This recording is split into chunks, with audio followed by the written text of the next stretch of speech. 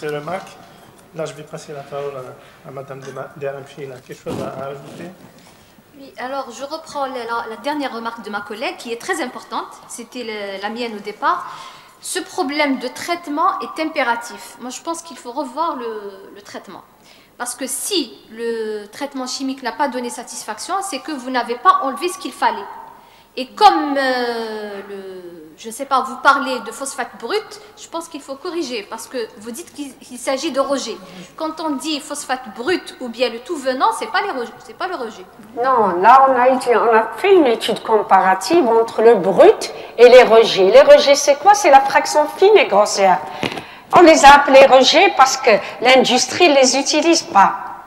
L'industrie utilise les fractions intermédiaires fines, grossières et le phosphate brut, parce qu'elles sont riches en phosphate. Elles sont appelées rejets à cause de la teneur faible en phosphate. Et elles ne sont pas utilisées dans l'industrie. Oui, d'accord. Mais... Parce que ce qui intéresse l'industrie, c'est la fabrication de l'acide phosphorique et des engrais. Donc il faut que ça soit riche en phosphate.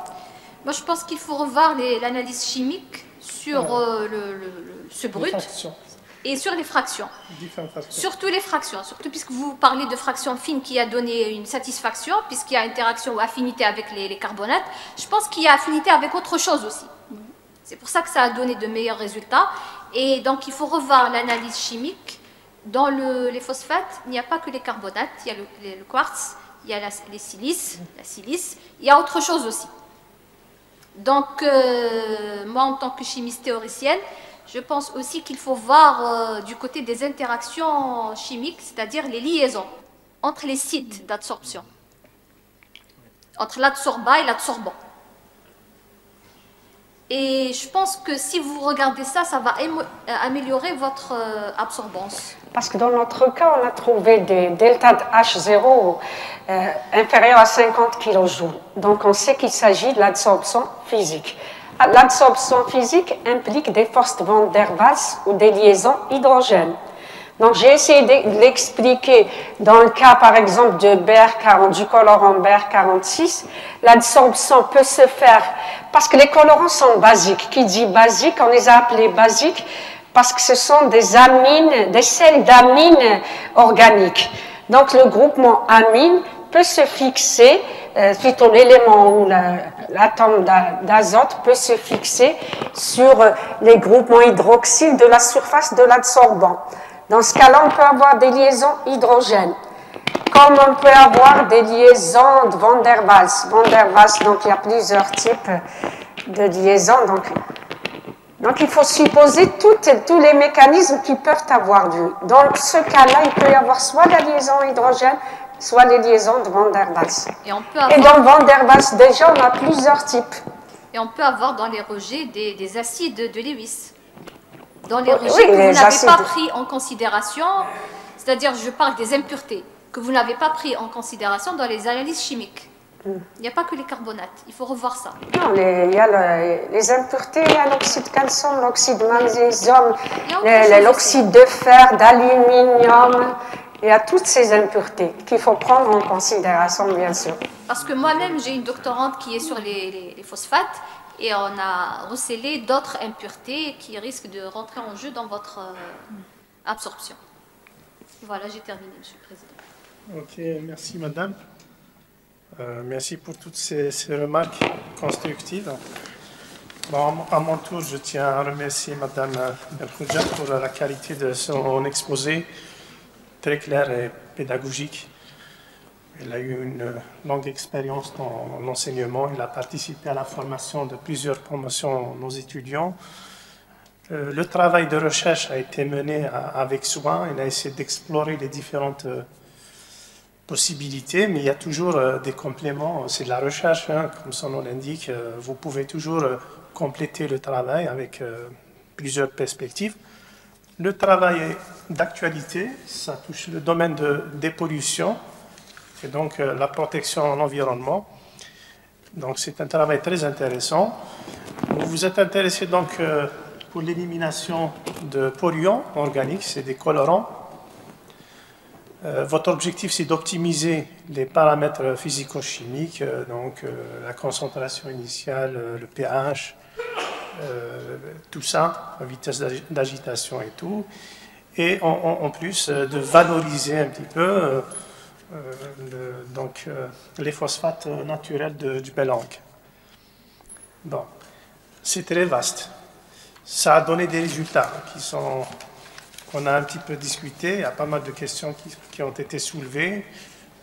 J'ai lu un petit peu le mémoire.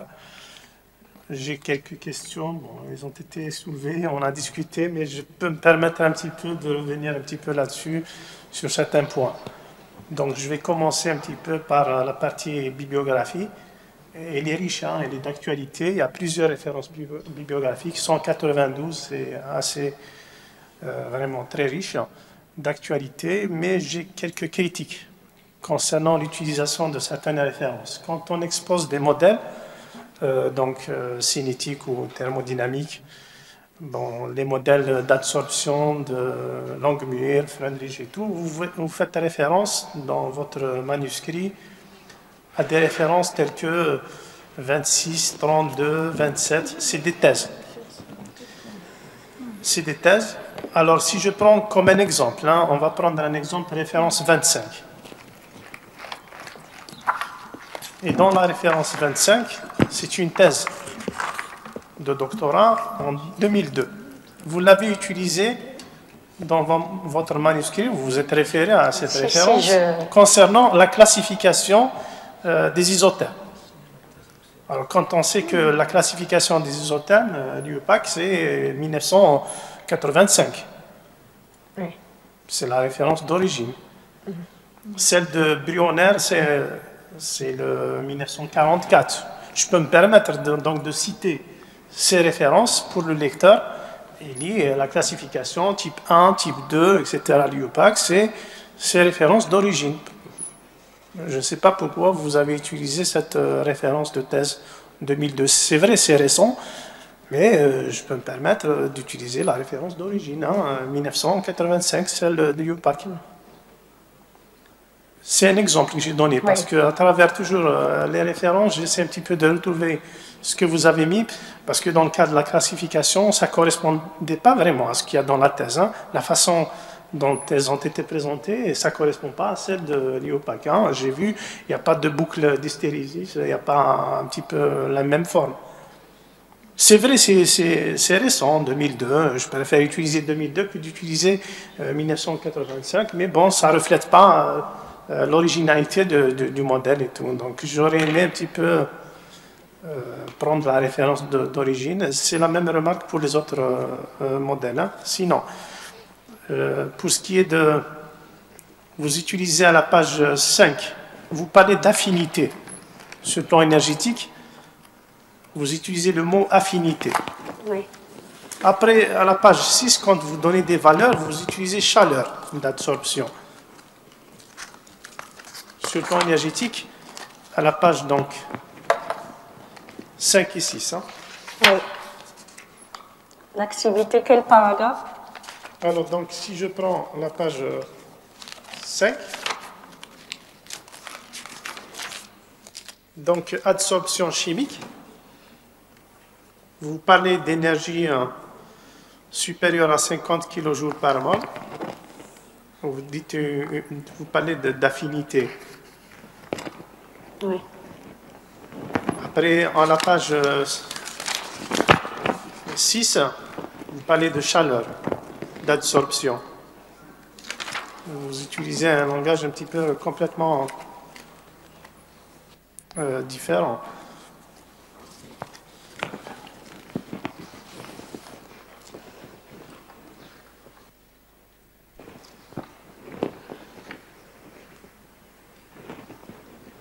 C'est-à-dire en termes d'affinité, je ne sais pas ce que vous voulez dire hein, sur le plan énergétique, c'est beaucoup plus la chaleur d'absorption. Oui, dans ce cas-là, c'est plus, oui. Oui, quand on fait une étude microcalorimétrique ou une étude de dissolution, il est possible d'accéder à ces paramètres d'enthalpie. Oui. Ensuite, toujours dans le traitement de phosphate. Quelle page? la page... non, exploitation d'abord, avant de faire le traitement, à la page 29. Dans les références bibliographiques, à la page 29, vous avez cité les phosphates naturels, ils sont appliqués pour la dépollution des ions métalliques, Pb2+, et tout. Vous donnez la quantité, la capacité d'absorption, mais quand vous parlez en ce qui vous intéresse, vous, c'est les phosphates. En ce qui concerne l'élimination de colorants, le bleu de méthylène, bon, vous dites phosphate élimine totalement le bleu de méthylène. Juste après, vous parlez de phosphate naturel qui élimine efficacement. Vous ne donnez pas de valeur numérique dans la bibliographie en termes de capacité d'absorption pour pouvoir comparer ça par rapport aux ions métalliques. Quel paragraphe? Donc, la page 29, c'est...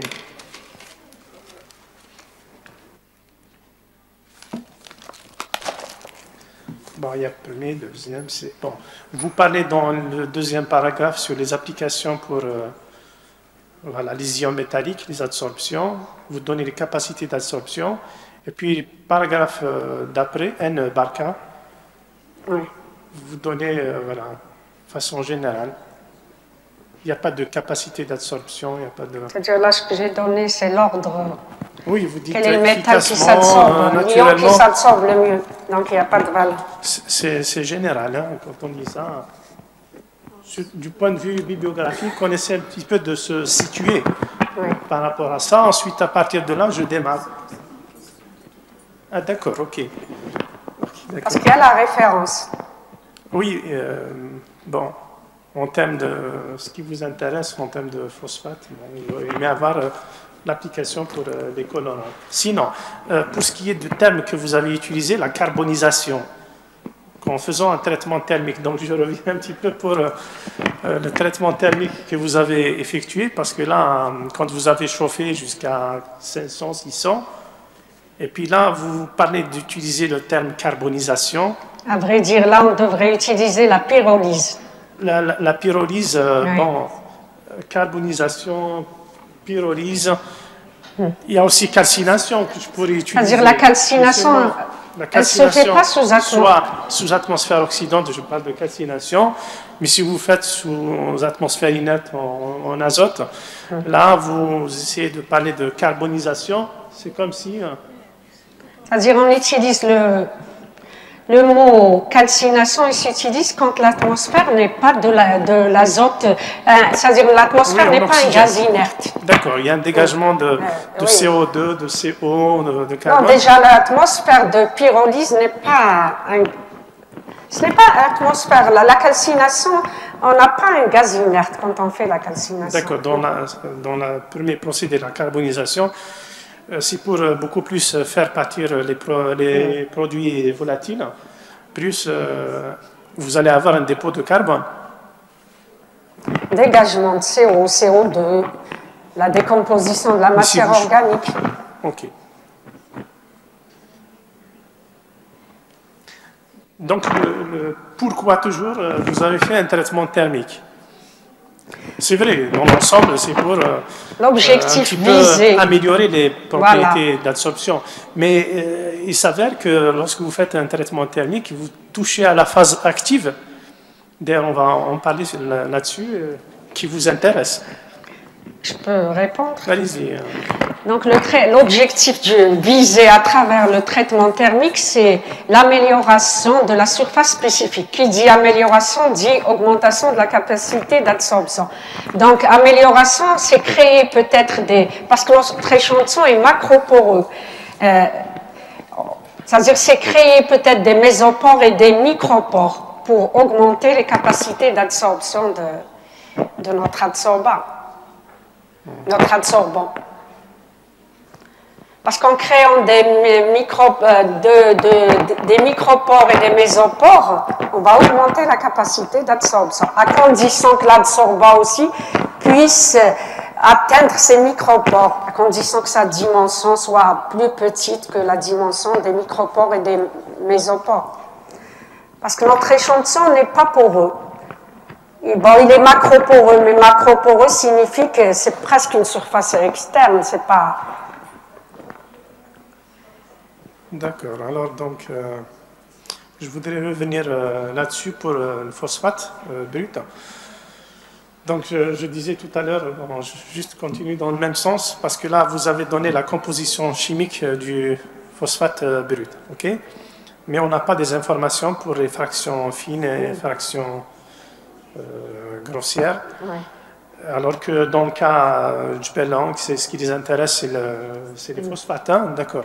Mais vous, en termes d'application, quelle est la phase active dans tout ça? Vous avez P2O5, vous avez CaO, vous avez MgO, je ne parle pas des autres qui sont minoritaires. La phase active dans tout ça.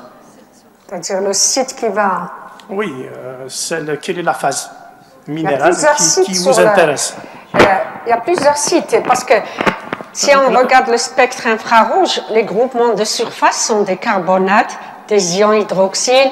Il y a les carbonates apatitiques, les carbonates qui proviennent de la dolomite, de la calcite. On a des ions hydroxyles.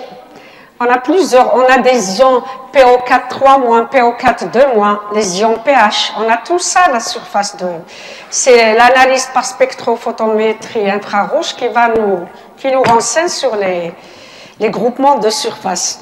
Maintenant, pour comprendre sur quel groupement se fixe, il y a aussi le domaine de pH. Il y a plein de paramètres dont il faut tenir compte.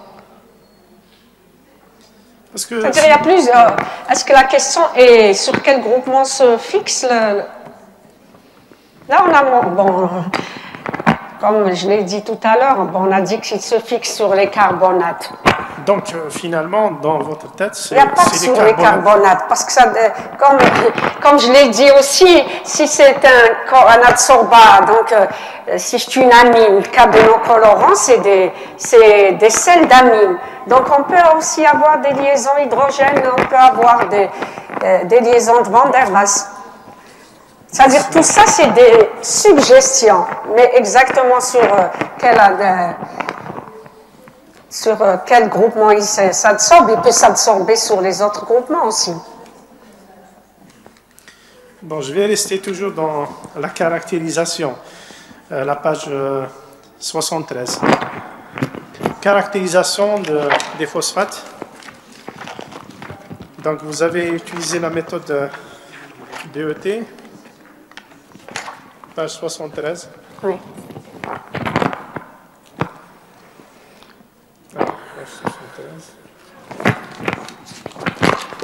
Oui. Vous avez représenté les différents isothermes. Alors, donc, pour chaque fraction, là, avant, vous dites fraction grossière type 2. Est-ce que c'est type 2? Les isothermes sont de type 2. Parce que type 2, il n'y a pas de... C'est réversible. Non, c'est pas réversible à partir du moment qu'il y a une hystérésis. Donc, c'est pas réversible. Type 2, c'est réversible. Non, type 2, le type 2, ce qui se passe pour le type 2, les solides sont macroporeux. Il y a la formation d'une monocouche. Ensuite, la formation de couches, de multicouches. Pourquoi c'est des types? Parce qu'il y a le type 2 et il y a le type 4. La différence entre le type 2 et le type 4, dans le type 4, on a un palier de saturation, chose qu'on n'a pas dans le type 2. Mais là, il n'y a pas de palier. Parce que là, dans la publication, vous avez dit c'est type 4. Oui. Là, dans le manuscrit, vous dites c'est type 2. Mais après analyse, comme il n'y a pas de palier, ça ne peut pas être de type 4. Il faut qu'il y ait un palier de saturation. Ce type d'isotherme, finalement, n'est ni de type 2, ni de type 4. Ça peut être une isotherme composite. Parce qu'on a il y a toujours une condensation. Il y a toujours une condensation, mais il n'y a pas de palier. Il n'y a pas de palier. D'accord, mais on a la boucle. On a la boucle dans les deux. Bon. C'est que les molécules ont tendance en dégazage à être un petit peu retenues toujours par la surface. Donc il y a toujours cette boucle. C'est-à-dire si on regarde le type 2, c'est pas le type 2. Si on regarde le type 4, c'est pas le type 4. Pour que ça soit le type 4, il faut que j'ai un palier. Pour que ça soit le type 2, il ne faut pas que j'ai de boucle d'hystérésis. Je ne sais pas. Franchement, je ne sais pas. Ça peut être une isotherme composite. Je dirais type 4, tout simplement, par rapport à... Mais il n'y a pas de palier. Mais il n'y a pas de palier, on ne le voit pas, c'est expérimental, mais bon. C'est vrai que c'est comme le type 4. Tant qu'il y a la boucle, ça passe. Hein, et c'est vrai que c'est comme le type 4. On a formation de monocouche, après de multicouche. Mais moi, je n'ai pas mis le type 4 à cause du palier, à cause de l'absence de palier. Parce qu'au niveau des concentrations initiales, ce n'est pas vraiment à partir de 0. Bon, il faut aller un petit peu plus faible. Hein. Comme dans le cas de la fraction fine. La fraction fine, on le voit. C'est bon, mais la fraction grossière, bon, c'est discutable. Si vous choisissez fraction fine, là on se met d'accord, il y a le palier, on démarre, il y a pas mal de points expérimentaux, de préférence c'est de démarrer à partir de 0, sinon on voit bien, ça monte, il y a un palier, c'est bon, la condensation elle existe, hein, il n'y a pas assez de points dans cette région, mais sinon... celle de fraction fine type 2, type 4. Il y a le palier. Et vous l'avez confirmé dans la publication. C'est ça qui m'a incité un petit peu à chercher dans le manuscrit. C'est-à-dire là, je ne vois pas de palier. C'est vrai que... Il y a un palier dans il est où, fraction le palier fine. Et ça augmente, et puis ça se stabilise légèrement, et puis voilà. Vous avez un point d'inflexion. Pour moi, il faut qu'on ait comme les isothermes de type 4. Il y a un point d'inflexion que vous avez. Oui. Donc là, le palier, c'est un palier très court. Il se limite à un seul point.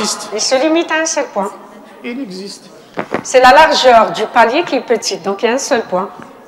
Mais un point, c'est un point d'inflexion. Oui. On a quand même quelque chose, mais bon. C'est discutable. Mais sinon, j'aurais aimé avoir juste à la page suivante les coefficients de corrélation. Quelle page 14. 14. Quand on fait toujours la linéarisation, on donne le coefficient de corrélation. 114. La page 74, juste après.